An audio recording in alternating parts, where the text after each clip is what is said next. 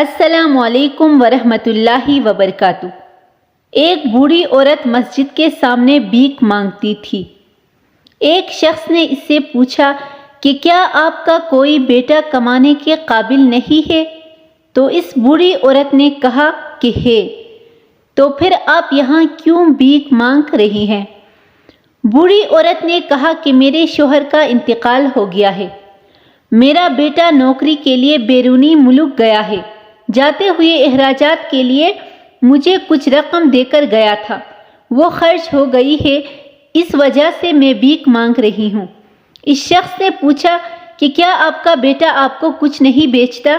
بوڑھی عورت نے کہا میرا بیٹا ہر ماہ رنگا رنگ کاغذ بیچتا ہے، جسے میں گھر میں دیوار پر چپکا کر رکھتی ہوں۔ وہ شخص اس کے گھر گیا اور دیکھا کہ دیوار پر بینک کے 60 ڈرافٹ چسپان کر دیے گئے ہیں۔ یہ ڈرافٹ 50,000 روپے کا تھا۔ تعلیم یافتہ نہ ہونے کی وجہ سے وہ عورت نہیں جانتی تھی کہ اس کے پاس کتنی دولت ہے۔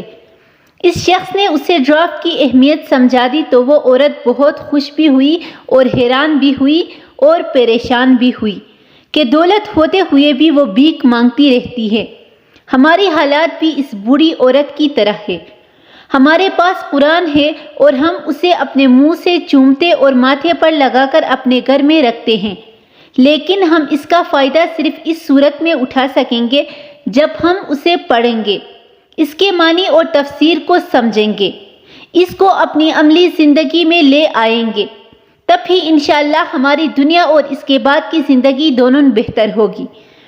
بہت بڑا خزانہ ہمارے پاس موجود ہے، لیکن ہماری جہالت کی وجہ سے اس میں چھپے انعامات سے آج ہم سب محروم ہیں۔ اللہ پاک ہم سب کو قرآن پاک کی عظمت کو سمجھنے کی توفیق عطا فرمائے۔